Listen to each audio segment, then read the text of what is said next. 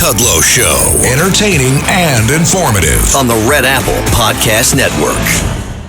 Welcome back, folks. We go to hour 3. We're going to do some stock market work, and we're going to do some money and politics work, and we're tracking the Iranian story that there could be some kind of deal, but I don't know. I can't believe President Trump will give up on his red lines, but we'll figure all that out as time goes on. By the way, you can live stream this radio show over the internet, LarryKudlowShow.com, LarryKudlowShow.com, and after the Memorial Day holiday Monday, we will resume Fox Business. The name of the show is Kudlow, 4 to 5 p.m., Monday through Friday. And if you can't make it at 4, just text your favorite 9-year-old. She'll teach you how to DVR the show. You'll never miss a thing. We're going out to the Reagan Library. Let's see. We're going to broadcast out there Thursday and Friday, big economic conference. I'm going to interview Scott Besson, among many other things. Let us bring in our expert. I mean, we talked about the bull market in stocks, which is awesome. Everything's going up. Stocks going up. Earnings, profits are going up. Business is going up. AI is going up. Caterpillar's going up. Wow, this is the most fun I've ever had. Stephanie Link, Hightower Advisors, Chief Investment Strategist and Head of Investment Solutions. As you know, I've said many times, I sleep better at night knowing that Stephanie Link is still in the investment business. And Jim Lacamp, down there in Texas country, landman Jim Lacamp, who on the side, he's got a side hustle, Morgan Stanley Executive Director and Senior Portfolio and Director. It's a great side hustle, Lacamp. You've been doing this for how long? We've all been doing this for how long? Stephanie, I'm going to go to you because this is the most fun I've ever had. Honest to God. Even the bad. I know inflation is high and gas prices are high, but it's like everything else is just doing so well. I can't stand it. I mean, I love it. The Kudlow Trust is doing well. What do you make of it, Steph? You know, it's really amazing, Larry, that we've had to deal with so many things year to date, with between Venezuela, between SCOTUS and the tariff overturn, between AI and the apocalypse to software, to private credit concerns, to the war, and yet from the March lows, the S&P 500 is up 17%, and the NASDAQ is up 26%. And the entire reason is what you taught me 18 years ago, because it's all about profits. And profits have been soaring for the last 3 years, actually, but they're accelerating this year. And a lot of that is because of the consumer continues to consume, even though people don't believe that to be the case. Well, I look at all these data points that a lot of these companies are reporting, and I listen to the bank companies, and they're telling us that the consumer continues to spend. And then, of course, it is this AI revolution, but it's not just AI and the CapEx and Mag 7. It's the food chain. It is, if you believe in AI, you need more data centers. If you believe that, you need a better grid, and we haven't upgraded the grid in over 50 years. Jim's going to tell you that. He's down in Texas. They've got the worst grid. And you need power, and we don't have enough power. So all of that is fueling better economic growth of about 4% in the Atlanta Fed tracker, and earnings growth of about 25%. That's good. That's good news. 25% earnings growth is just awesome. It's completely, I mean, you're right. And you know what? Just one last point before we get to Landman. The retail sales numbers were very strong, surprisingly strong, right? Including the so-called core. But the core is up 3-month change, 9.2 at an annual rate, 12-month change, 5.7. Even the overall is 5%. So the gasoline thing, all right, I know it's bad, and I know it's difficult, and I know it's politically unpopular, but in terms of the economy, profits, stocks, it just hasn't had an effect. We're a very strong, resilient economy, landman Jim Lacamp. We are, and to dovetail onto what Stephanie was saying, and the inside part of that is productivity, and not enough people talk about productivity, but it's absolutely accelerating. A lot of that is AI, and every day we hear about layoffs related to AI, and that is happening. But on the other side, as often happens with new technologies, as always happens with new technologies, is you have hiring on the other side. We have all the money being spent on CapEx has resulted in newer and better paying jobs. And then we have deregulation that's finally kicking in, and the Trump tax breaks that are very, very business friendly. So all of these things are tying into a pretty robust economy. Yeah, it's a little bit K-shaped, and some might even say a little bit L-shaped, but overall, it's a robust economy, and 4%, as Stephanie said, is very strong on GDP growth. So right now, you just can't quibble with the market. We're above the 10-day moving average on all three of the major indices. Every day, I screen for breakouts, and they're happening every day. And when that happens, when there's enough players out there playing that you can field a team with different industries and different stocks, then you got to play. And that means this market is still alive. There's some risk to it. The Cerberus of higher rates, higher inflation, and higher oil prices is an issue. But right now the market is the honey badger. It just doesn't care. Non-farm productivity, last 4 quarters, 2.9%. Call it 3. That is a big number. Compensation per hour, wages, 4.2%. This is the whole non-farm economy, okay? Therefore, unit labor costs, the 4-quarter change is 1.2%. Now, that's an important number. That's, first of all, that's a profits number. Unit labor costs are low, profits are high. Second of all, in some sense, it's not only the cost of labor, but it's the basic underlying inflation rate. You just got to take it. It's not the CPI. It's just economists of all stripes understand the importance of unit labor costs. When they're high, you got a problem with inflation. When they're low, you don't have a problem. They're 1.2%. Okay, so that's very. I mean, I think just right there, it's the heart of profits, but in some sense, it's the heart of inflation too. And I think people are too panicked. You think? I mean, I know there's been a lot of talk about bonds. People are going crazy because, but Stephanie, their bonds. Wait, let me look at my stock sheet. What are you, 450 on the 10-year? Hold on.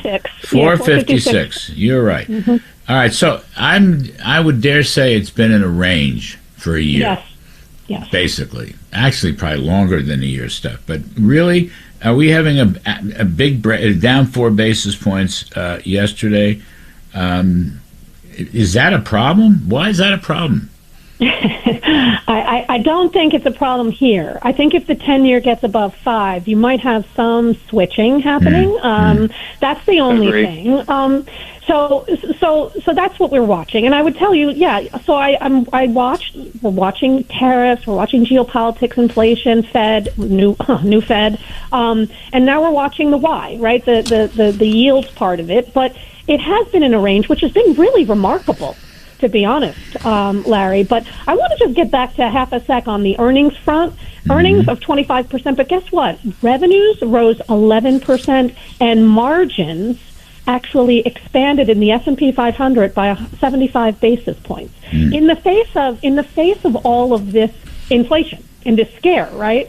And I would just also mention, in terms of back to the consumer, the household budgets, in terms of what they use for gasoline, it's 3% of their budget. 3% is very manageable at this point in time. The problem is you've got inflation kind of across the board in other areas. And so I would say, like, if we get an answer on the war and we get a resolution, certainly that part will help. But I will also say, Larry, that I think inflation was very sticky ahead of the war, and I think that a lot of of it had to do with the AI boom. We have shortages everywhere right now. We're short compute, we're short memory, we're short all kinds of things in the supply chain, and that's a little bit on the inflationary side. So, and that's a short-term thing, because eventually AI is going to lead to even better productivity. But for the time being, I think we've just got to get used to a little bit higher inflation, but we have higher growth, and that is offsetting the higher inflation. Agreed. By the way, another thing about rates, and then we'll take a break. Year to date, the 10-year has gone up 39 basis points at 456. Year to date, 39 basis points. Of that number, decomposing it, real yields, looking at the tips, real yields are up 24 of the 39. So really, that's capital returns, or let's just say economic growth. So only 15 basis points, 39 minus 24 is the inflation fear, the inflation expectations. So it's fairly modest. Real yields haven't moved in a long time, and now they're moving. You're up to 214 on the tips, the 10-year tips. I'm just saying, inflation thing is really vastly overrated. It's probably important not to read the newspapers at times like this. And I'll dovetail, Larry, that high-yield spreads have not gotten out of control.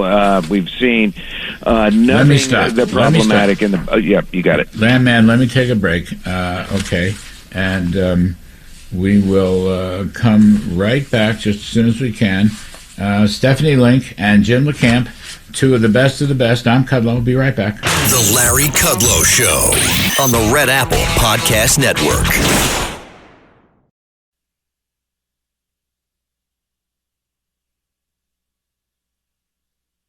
The Larry Kudlow Show on the Red Apple Podcast Network.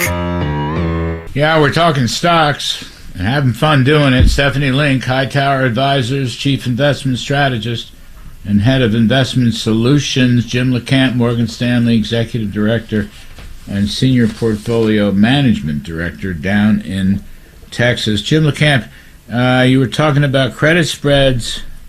I think you were at the end, and I'm just looking... On my sheets, the Moody's BAA spread against Treasuries year-to-date has fallen 13 basis points, and the Merrill Lynch high-yield spread against Treasuries has fallen 4 basis points. So the so-called private credit problem, I mean, with profits so strong, but it doesn't look like it's much of a problem. No, I think it was exaggerated. There are parts of that area that are problematic, but not the area in whole. And the high yield spreads are showing that a lot of people felt like if rates didn't come down, you'd have problems with commercial real estate. Then you had the private credit problems, but the junk spreads are saying there is not a problem. The only thing that could be a problem, crude stockpiles fell by 51 million barrels over the last month. So we do need to get a resolution here. I don't think it's too late, but I do think we need to get a resolution here, or we're going to be looking at higher oil prices for an extended period of time, because the longer they shut down those constructs in Iran, for example, it might take years for them to get production up to where it was. I don't think it upsets the apple cart, but I do think it's something that we need to pay attention to. Well, Stephanie, your point, though, what did you say? The household budget, only 3% is gasoline. Was that your point? Yep. I mean, Yep. I'm not saying that nobody feels any pain. I understand some people do. But gee whiz, it's just a small part of the economy. I mean, we've changed our whole, the architecture of the American economy vis-a-vis oil and many, many other things have completely changed over the last 50 years since the 1970s. 100%. And now we know we talk about the consumer being K-shaped, but actually the middle tier is doing okay. It's the low end that is not doing that well. But unfortunately, Larry, you know this, Jim, you know this, it's the low end always gets the brunt of all of the things that are happening to them. And a lot of the reason why the middle end and the upper end are doing so well is because they have a home, and the homes have appreciated in price over the last decade or two. And they also have equities. And equities have been on fire for the last 3 years, and people feel pretty good. So it's the wealth effect on the upper end and part of the middle end, too. We want to make sure we can help the lower end, but right now it is what it is, and it's driving, it's like the 80-20 rule. It's driving the overall consumption. And by the way, the consumer is still focusing on services, which is 75% of consumption. So these are important things to watch. Oh, by the way, I would just say one thing real quick. Brian Moynihan, he's the CEO of Bank of America. He was on WallStreetJournal.com last week and said, in the month of April, the consumers were spending 5%. They have credit card data, so they spent 5%. 50 basis points was just gasoline. The rest was all over the place, he said. He said credit is absolutely tame. Delinquencies are going down. Net charge-offs are going down. And then the most important thing is their loan growth is above trend. They're running at about 9-10% loan growth. And that's what we want to hear from the banks, because that's the fuel to the economy. That's all true. Senior loan officer surveys have been very strong, very robust, and it's very easy to nitpick and find problems. And there are potential problems out there. As Stephanie said, if rates go above 5%, that could be a problem from an asset allocation standpoint. But for now, you have to give the bull market the benefit of the doubt. All three major averages are moving. There are stocks to play. Earnings of 72% of companies beat. 74 beat on revenues, and that is huge. And so that's the major story right now. There's always corrections and whatnot, but I'm just looking at this. The Dow Jones, 50,579.70. 50,570. The S&P 500, 7473.5. And the NASDAQ's 26,000 plus. I mean, really, I know there'll be corrections, but those are big numbers. Steph, is there anything you like better than others? I still like the AI, the industrial companies, the infrastructure companies that are actually building out the data centers. I like the companies that put the stuff inside it. I like the cooling systems companies. I like the heating systems. I like the chips. I like the racks, all those. That's GE Vernova. That's Vertiv, that's Eaton, that's Quanta Services. So I still like those. They're up a lot. I wouldn't chase them, but on any pullback, you want to be buying. Caterpillar, one of those. Somebody told me Caterpillar. Yes, they had a backlog of $62 billion. It was crazy. And you might add in robotics and space. There's a lot of space technology stocks that are doing well.